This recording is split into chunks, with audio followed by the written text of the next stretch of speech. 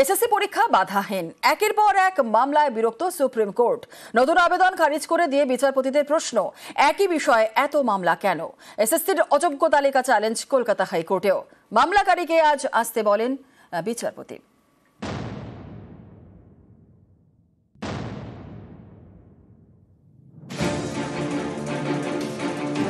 আগামী 7 এবং 14 সেপ্টেম্বর এসএসসির শিক্ষক নিয়োগ পরীক্ষা।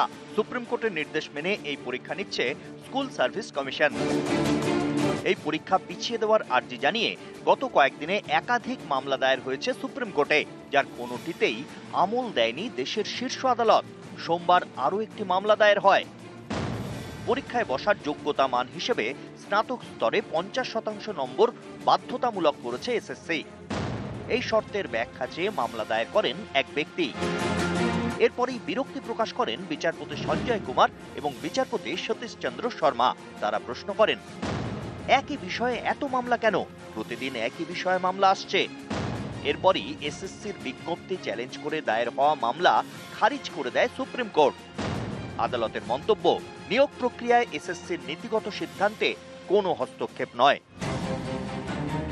এদিন শুনানি চলাকালীন স্কুল সার্ভিস কমিশনের আইনজীবী আদালতকে জানান, অযোগ্যদের তালিকা প্রকাশ করা হয়েছে, অযোগ্যদের অ্যাডমিট কার্ড বাতিল করা হয়েছে। এসএসসির উদ্দেশ্যে বিচারপতি সঞ্জয় কুমার প্রশ্ন করেন, সব অযোগ্যদের নাম বাদ দেওয়া হয়েছে তো? উত্তরে এসএসসির আইনজীবী বলেন, হ্যাঁ, সব অযোগ্যর নামই বাদ দেওয়া হয়েছে। এ সন্দেহ প্রকাশ হচ্ছে মাননীয় সুপ্রিম কোর্ট যে আপনারা যোগ্যদের তালিকা সব দিয়েছেন তো, মানে বিশ্বাস করছে না, তাহলে আমরা কি করে বিশ্বাস করব? সেই জন্যই তো আন্দোলন।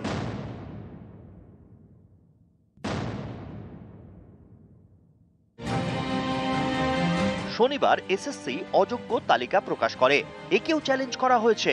সোমবার জলগড়ায় কলকাতা হাইকোর্টে মামলাকারীর সওয়াল, কে কি কারণে অযোগ্য তার বিবরণ নেই এসএসসির তালিকায়। মামলাকারীকে মঙ্গলবার হাইকোর্টে আসতে বলেন বিচারপতি সৌগত ভট্টাচার্য। নিউজ 18 বাংলা। তেল আর জল তো আলাদা হয়ে গেছে, অযোগ্যদের তালিকা তো প্রকাশ করে দিয়েছে এসএসসি। এরপরেও কেন যোগ্যদের ফের পরীক্ষায় বসতে হবে, এই প্রশ্নই তুলছেন যোগ্য চাকরিহারারা। তাদের পাশে দাঁড়িয়ে রাজ্য সরকারকে নিশানা করছে বিজেপি।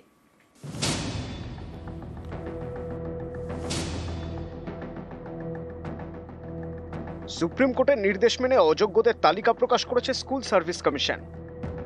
7 এবং 14 সেপ্টেম্বরের পরীক্ষায় বসতে পারবেন না এই অযোগ্যরা, কিন্তু চাকরি পেতে হলে যোগ্যদের এই পরীক্ষায় বসতেই হবে। এতেই আপত্তি যোগ্যদের। তাদের প্রশ্ন, তাহলে যোগ্যদের আবার কেন পরীক্ষা দিতে হবে? একটা চাকরির জন্য কতবার যোগ্যতা প্রমাণ করতে হবে? যারা বেআইনিভাবে চাকরি পেয়েছিলেন তাদের তো অযোগ্য হিসেবে চিহ্নিত করেই দিয়েছে এসএসসি। এখন তো কারা যোগ্য সেটা বোঝাই যাচ্ছে। তাহলে যোগ্যরা কেন চাকরি ফিরে পাবেন না? কেন ফের পরীক্ষায় বসতে হবে যোগ্যদের? এই দাবি তুলে ইতিমধ্যেই মুখ্যমন্ত্রী এবং বিরোধী দলনেতাকে চিঠি দিয়েছেন যোগ্য চাকরিহারারা।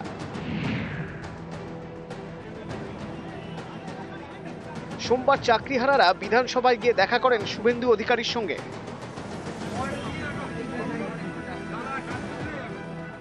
আমরা চাইব রাজ্য সরকার নিশ্চয়ই যেন চান যে বিধানসভায় আধ ঘন্টা 1 ঘন্টার জন্য আমাদের বিষয়টা তুলে ধরে সর্বসম্মতভাবে, সাধারণত কি হয়, শাসক না চাইলেও বিরোধীরা চায়, অথবা বিরোধী না চাইলে শাসক চায়, কিন্তু আমরা দেখতে পাচ্ছি যেখানে শাসক বিরোধী দুপক্ষই রাজি হতে চাইবে এমন একটা জিনিস ঘটতে চলেছে।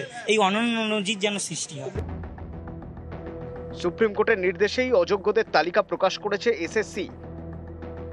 দেশের শীর্ষ আদালত লাগাতার চেষ্টা করছে পরীক্ষাকে বাধাহীন রাখার। ঠিক তখনই আসরে বিরোধীরা সুপ্রিম কোর্টের কাছে হাত জোড় করে যান, যে বলুন যে বাকিরা যোগ্য, আপনি তাদেরকে চাকরিতে বহাল রাখার অনুমতি দিন। অপোজিশন একটা চিঠি আমরা সর্বদলীয় প্রস্তাবে সমর্থন করব এবং সেই প্রস্তাব রাজ্য সরকার চান। রাজনীতির ঊর্ধ্বে উঠে বিরোধীরা দীর্ঘভাবে 15,000 শিক্ষক শিক্ষিকার চাকরি বহালের পক্ষে সর্বসম্মত সিদ্ধান্ত বিধানসভা থেকে নিয়েছে। আমি মনোজ পন্ত চিফ সেক্রেটারিকে একদম স্পেসিফিক প্রস্তাব পাঠাচ্ছি সর্বদলীয় প্রস্তাব আনার জন্য। যোগ্য সেই প্রস্তাব নিয়ে যদি সুপ্রিম কোর্টে রাজ্য সরকার যায়, আমার ধারণা এটা একটা নজির স্থাপন। উনি কিসে সাপোর্ট করবেন তার জন্য তো সরকার বসে নেই। সরকারে যেটা করবে সেটা সরকার করবে। এই ব্যাপারটা বিচারাধীন, সুতরাং শিক্ষক তারা বসতে পারেন, তারা না বসতে পারেন, তারা আলোচনা করতে পারেন, তারা সমালোচনা করতে পারেন, তারা উপায়ের কথা বলতে পারেন, কিন্তু যেটা করার সরকার সিদ্ধান্ত অনুযায়ী সরকার করবে। আইনের ব্যবস্থার মধ্যে দিয়েই, বিচার ব্যবস্থা যা আমাদের আছে সেই ব্যবস্থার মধ্যে দিয়েই সমস্ত কেসগুলো দেখা হয় এবং দেখা হবে।